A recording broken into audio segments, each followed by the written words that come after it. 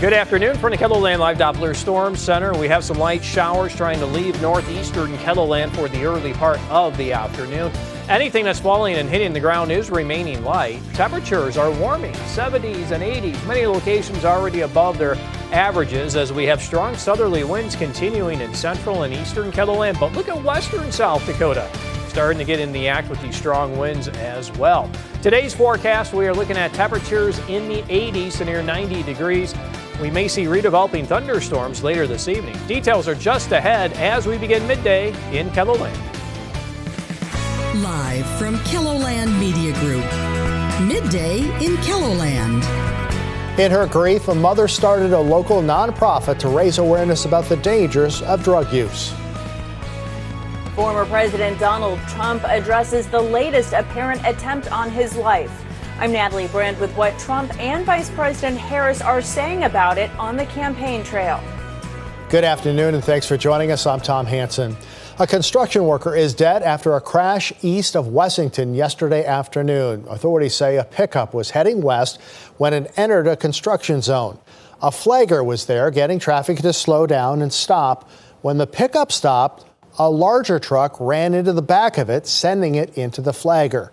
The 44-year-old woman died from her injuries. The two drivers were taken to a nearby hospital with minor injuries. A Sioux Falls man will spend over 2 decades behind bars after admitting his role in a drug conspiracy. A judge sentenced 51-year-old Jesse Richmond to 24 years in federal prison. Court documents say Richmond would get significant amounts of meth from someone in Colorado and would then distribute it in South Dakota. A Brown County man plans to plead guilty to selling fentanyl, which resulted in someone dying. 29-year-old Carlin Millette has signed a federal court papers admitting to the crime. In February of last year, Millette and a co-defendant met with the victim and told them that the drugs they were buying were Percocet. They were, in fact, fentanyl pills. Co-defendant then crushed the pills up and snorted them with the victim, who died of a fentanyl overdose. Millette faces 20 years to life in prison. Runners for the 437 project are heading west this midday to the Wyoming-South Dakota border. They will begin their trek across the state tomorrow morning. KELOLAND's Dan Santella is one of the dozen runners making this journey. He has a report for us from the road. Hey everybody, we are making our way west. I'm in an RV right now for the 437 project. We're driving out on I-90. We just left Sioux Falls. We're a little ways from Hartford right now, or maybe general Hartford area. Today's about going west because we need to hit the Wyoming border. Tomorrow morning, our runners start our trek from the Wyoming border to the Iowa border, raising money for the Helpline Center.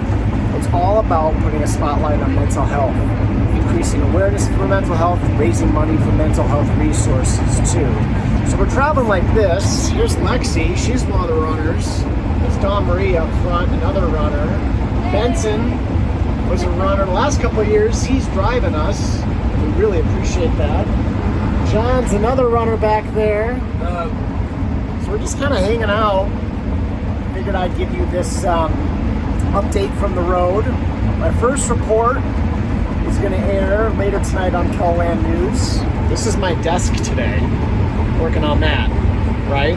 So, after I get this all set, I'll start working on tonight's report. I'm looking forward to bringing you along on the journey. Reporting somewhere on I-90, Dan Santella, KELOLAND News.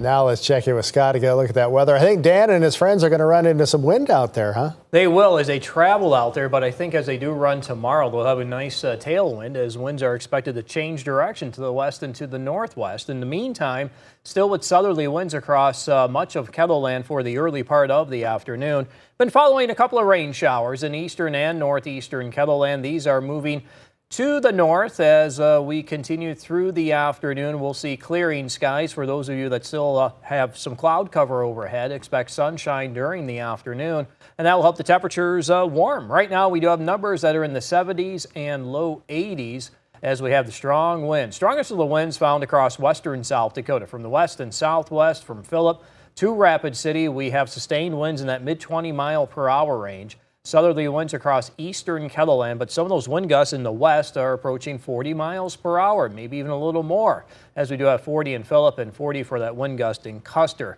Because of the dry conditions, the warm temperatures, and the strong wind, red flag warning continues today, covering central and western South Dakota, and some of that does extend into the panhandle of Nebraska. Still feels like summer. Temperatures for dew points are in the middle to upper 60s, and that covers much of eastern Kettleland. And I do want to stay with this dew point theme and the wind, too, because southerly winds will keep these high dew point temperatures across eastern Kettleland. You see the drier air that we have in the central and western South Dakota, with the dew point temperatures in the 30s and 40s. As we get into tomorrow morning, we'll still have these numbers, probably low to middle 60s across the southeast, so another mild overnight, but that changes as we do go through the day. We'll start to dry things out as we start to see that west to northwest wind to help bring in that drier air. In the meantime, today, temperatures easily in the 80s, pushing 90 degrees in central, south central South Dakota. Tonight, numbers will fall to the 50s and 60s. We may have a couple of evening thunderstorms across eastern Kettleland. And then for tomorrow, temperatures will reach the 70s and 80s. I'll have more details on your forecast coming up. Thank you, Scott. A Sioux Falls nonprofit, which emerged from a mother's grief, is helping other families with the pain that accompanies the overdose epidemic. Former Kettleland News anchor Angela Kennecke started Emily's Hope after her 21-year-old daughter died after a fentanyl overdose in 2018. Since that tragedy, Angela has been a tireless advocate for substance use education and prevention. Substance use disorder is a disease of the brain. We need better treatment, more treatment, and we need to stop the fentanyl from coming into this country. Children at younger ages to teach them about the dangers of drug use. You can find out how Emily's Hope tackles that priority in tonight's Eye on Kettleland at 10 o'clock. Well, security is extra tight for former President Donald Trump's rally tonight in Long Island, New York. The GOP presidential nominee returned to the campaign trail last night for the first time since the latest apparent assassination attempt. Meanwhile, Vice President Kamala Harris is getting ready to speak to the Congressional Hispanic Caucus. Natalie Brand has the latest from Washington, D.C. I have to say, Secret Service did a hell of a job. Former President Donald Trump praised the Secret Service during his first campaign event following Sunday's apparent attempt on his life. Only consequential presidents get shot at. Trump addressed the incident at his West Palm Beach Golf Club during a town hall last night in Michigan. With the auto industry top of mind in the battleground state, he also pledged to impose a 200% tariff on cars built in China and Mexico. Trump 2024. Tonight, the former president holds an indoor rally on New York's Long Island, where security is expected to be extra tight. This is a small army of law enforcement professionals and first responders who are going to be making sure that this is a very safe and secure site and event. Vice President Kamala Harris is speaking today to two key voting blocks, a virtual event to try to mobilize the youth vote, and she's delivering remarks to the Congressional Hispanic Caucus Institute's leadership conference.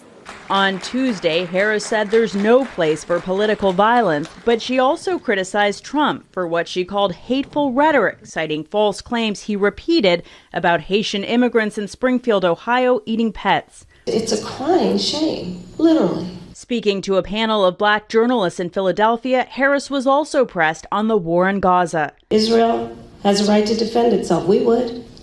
And but let me finish. My ask is let me finish. No, but it's important to put it in context. Thursday, the vice president will head to Michigan with less than 6 weeks to go until Election Day. Natalie Brand, CBS News, the White House. Still ahead, a Brandon Farm makes plans to open a pumpkin patch for the approaching fall season.